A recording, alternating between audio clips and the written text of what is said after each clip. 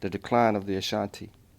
By January 1824, with the defeat of the British and their allies of the southern states, with the Ashanti Commissions firmly entrenched in the provinces, Ashanti dominance of the northern states, thriving trade with Hotzenland, and the Ashanti army estimated by Dupuis in 80,000 men, of whom 40 to 50,000 could be armed with muskets and blunderbusses, together with the king ruling with unrivaled sway and in undisputed possession of his claimed territories, it seemed that the Ashanti Empire was in for a long run. However, this was not to be. Osibansu, at the moment of Ashanti's highest peak of fame and power, the defeat and death of McCarthy, indeed, according to many authorities, on the same day that McCarthy was killed, Osibansu died.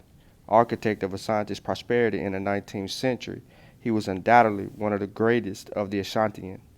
Yet his reign was one of many paradoxes, pacific in intention and firm in believing in the maximum never to appeal the sword while a path lay open for negotiation. His entire reign was a series of war.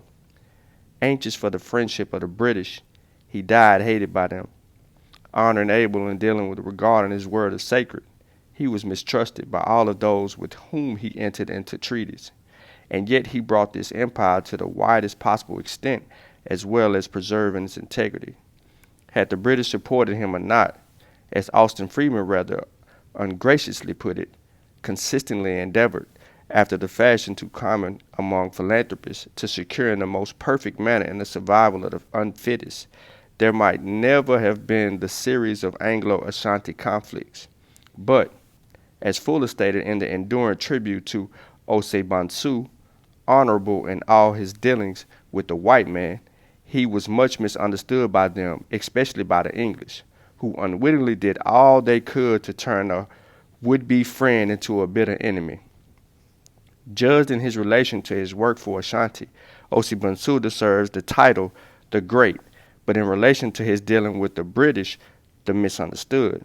The period from 1824 to 1874 saw a complete reversal of fortunes. Asante history is on the decline. Disintegration and defeat, Britain's one of the steady expansion of the growth of power.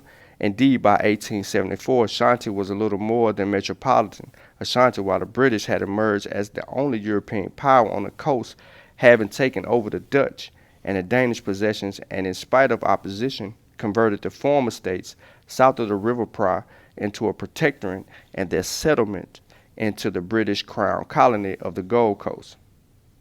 Ashanti's decline began with the defeat of the hitherto invincible Ashanti army near Cape Coast in May and July of 1824, followed by a dispirited retreat into Kamuzu a month later.